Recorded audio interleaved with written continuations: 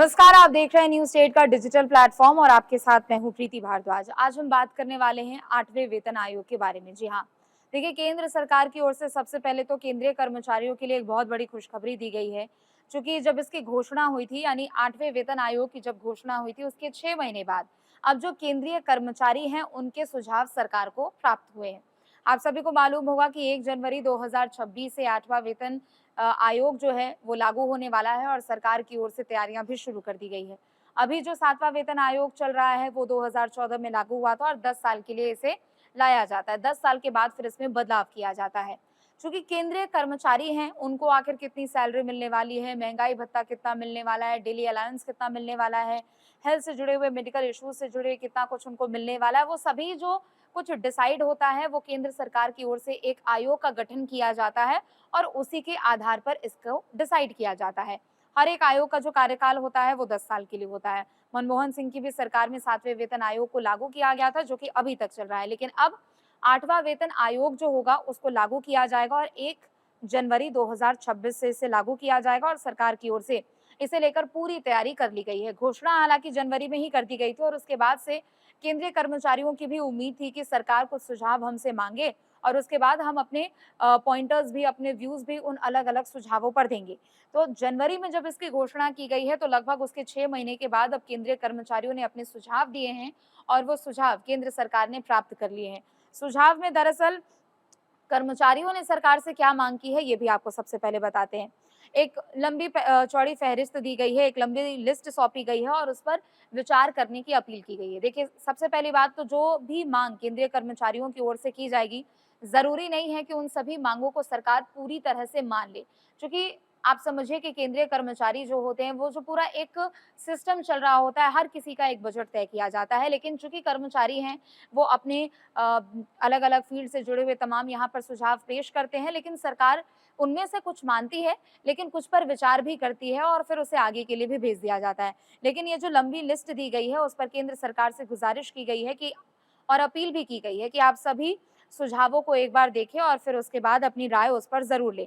कर्मचारी संगठन की जो मुख्य माँगें हैं, उनमें पुरानी पेंशन योजना की बहाली है, इसके अलावा कैशलेस इलाज की सुविधा है और साथ ही साथ बच्चों की शिक्षा और छात्रावास का खर्च, ये सब चीज़ शामिल है। आप सबसे पहले तो समझिए कि एक पूरी लिस्ट सौंपी गई है, उसमें जो पुरानी पेंशन योजना है, ओल्ड पेंशन जो स्कीम है, उसकी बहाली की माँग की गई है। हम सभी को पता है कि यूएनएस लागू किया गया है, यानी यूपीएस लागू किया गया है, unique pension scheme, universal pension scheme जिसका नाम रखा गया है। लेकिन यहाँ पर माँग की गई है कि जो पुरानी पेंशन योजना है, उसको बहाल कर दिया जाए। हालाँकि इस पर सरकार अभी सोचेगी, विचार करेगी। ये सिर्फ़ एक माँग के तौर पर रखी गई है, अपनी लिस्ट सौंपी गई है। दूसरी जो है वो कैशलेस इलाज की सुविधा है। चूँकि अभी भी हम लोग डिजिटली युग में जी रहे हैं, सबसे ज़्यादा डिजिटल करेंसी का उपयोग यहाँ पर होता है, लोग डिजिटली सबसे ज़्यादा स्पेंड करते हैं, लेकिन अभी भी काफ़ी जगहों पर डिजिटल इलाज की सुविधा नहीं है। तो ऐसे में केंद्रीय कर्मचारियों ने माँग की है कि डिजिटल इलाज की सुविधा उनको मिले।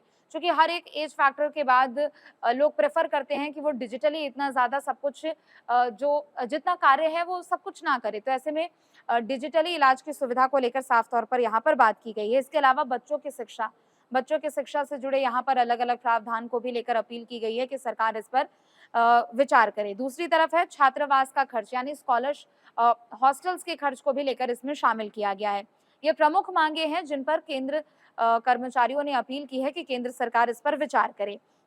इसके अलावा क्या कुछ और प्रमुख माँगे की गई है, ये भी आपको बता देते हैं। दरअसल इसके अलावा जो माँग है, वो ये है कि हथियार हो, रसायन हो, एसिड और विस्फोटक जैसी जो खतरनाक चीज़ों के निर्माण में जो कर्मचारी काम कर रहे हैं और किसी भी दुर्घटना में अगर उनको खतरा पहुँचता है, किसी भी तरीके से वो इंजर्ड हो जाते हैं या कोई कैज़ुअलिटी हो जाती है, तो उस आधार पर उनके लिए एक जोखिम भत्ता दिया जाए। मेडिकल तो मिलता ही है, इसके अलावा एक जोखिम भत्ता दिया जाए और साथ ही साथ बीमा सुरक्षा भी प्रदान किया जाए, ये भी प्रमुख माँगे हैं।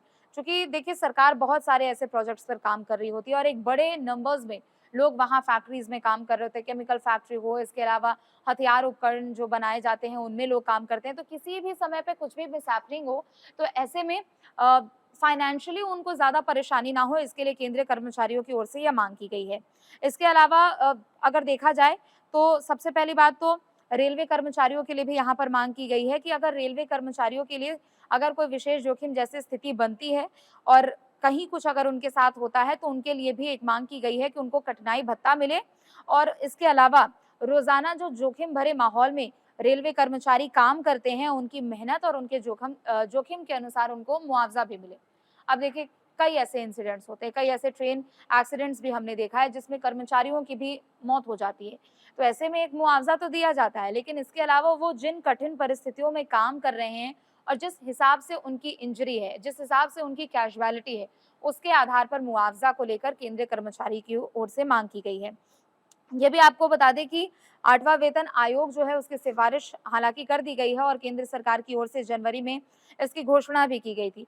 लेकिन आप समझिए कि कितने लोगों को इससे सीधा असर फायदा मिलने वाला है, चूंकि एक बड़ी संख्या में पेंशनर्स भी हैं जो कि अब पेंशन पा रहे हैं और एक बड़ी संख्या में जो वर्तमान कर्मचारी हैं उनको भी सबसे ज्यादा फायदा पहुंचने वाला है। लगभग आप समझिए कि 45 लाख कर्मचारी है जो कि अभी वर्तमान समय में जो कार्य कर रहे हैं उनको सबसे बड़ा फायदा मिलेगा। उसके अलावा 68 लाख पेंशन धारी लोग जो हैं, जो पेंशनर्स हैं, उनको सबसे ज्यादा इससे लाभ मिलने वाला है। घोषणा जरूर सरकार की ओर से की गई है, लेकिन इसका गठन कब होगा इसे लेकर अभी फिलहाल कोई ऐलान नहीं किया गया है। लेकिन घोषणा के बाद से ही केंद्रीय कर्मचारियों से सुझाव मांगा गया और सुझाव के आधार पर ये सभी एक सूची तैयार की गई है। अब दूसरी बात यह है कि क्या तैयारी केंद्र सरकार की ओर से की जा रही है। तो देखिए, सबसे पहले तो अलग-अलग मंत्रालयों की ओर से अपने विचार विमर्श यहाँ पर शुरू कर दिए गए हैं। सबसे पहले एक रिपोर्ट के मुताबिक अगर हम बात करें तो वित्त मंत्रालय की ओर से प्रमुख विभागों को लेकर हो या फिर मंत्रालयों और राज्य सरकारों के साथ 8वें वेतन आयोग के गठन को लेकर यहाँ पर विचार विमर्श परामर्श शुरू कर दिया गया है। इसके अलावा रक्षा मंत्रालय हो, गृह मंत्रालय और कार्मिक और प्रशिक्षण मंत्रालय समेत कई राज्य सरकारें भी इसमें शामिल है जो कि अपने अपने सुझाव देंगी और उसके आधार पर पूरा एक चार्ट तैयार किया जाएगा और पूरा एक लेआउट तैयार किया जाएगा कि आखिर कितना ज्यादा लाभ लोगों को मिलने वाला है।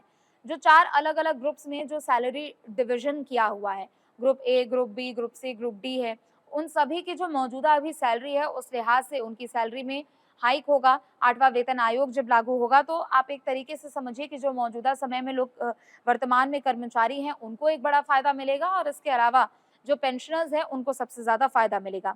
इसके अलावा डीए हाइक को भी लेकर उम्मीद जताई जा रही है। जो महंगाई भत्ता दिया जाता है, डेली अलाउंस जो दिए जाते हैं, उसके आधार पर भी ये उम्मीद जताई जा रही है कि 4% तक की इसमें बढ़ोतरी हो सकती है। तो सरकार कर्मचारियों और पेंशनधारियों को ये जो महंगाई भत्ता देती है उसके जरिए हर एक 6 महीने में समीक्षा करने का वो समय आता है और समय समय पर उसको बढ़ा दिया जाता है। चूंकि अब त्योहारी सीजन भी शुरू होने वाला है, जब से आप समझिए कि जब गणेश चतुर्थी होगी, फिर दशहरा आएगा, फिर दिवाली आएगी, इस बीच में ये जो पूरे त्योहारी सीजन है उस समय भी हमने देखा है कि केंद्रीय कर्मचारी हो या फिर अलग अलग राज्य के जो कर्मचारी हो उनके डीए बढ़ा दिए जाते हैं, महंगाई भत्ता बढ़ा दिया जाता है। अभी जो फिलहाल ये जो महंगाई भत्ता है उससे 4% और बढ़ोतरी की उम्मीद जताई जा रही है। तो जनवरी में इसकी घोषणा हुई थी, 6 महीने बाद केंद्रीय कर्मचारियों के सुझाव मिल चुके हैं और ऐसे में उम्मीद जताई जा रही है कि 1 जनवरी 2026 से 8वां वेतन आयोग जो है उसे लागू कर दिया जाएगा। हालांकि अभी इस पे कोई ऐलान नहीं हुआ है कि लागू कब किया जाएगा, लेकिन उम्मीद जताई जा रही है कि अगले कुछ महीनों में इसे लेकर केंद्र सरकार की ओर से ऐलान भी किया जाएगा। फिलहाल के लिए बस इतना ही। आप देखते रहे न्यूज़ स्टेट। नमस्कार। जहां भक्ति है हर शब्द में, कथाओं में छुपे हैं दिव्य रहस्य और ज्योतिष देता है जीवन को दिशा। धर्म से जुड़ी हर बातों को जानने के लिए हमारे चैनल स्तुति को सब्सक्राइब करें। चैनल पर जाने के लिए इस लिंक पर क्लिक करें।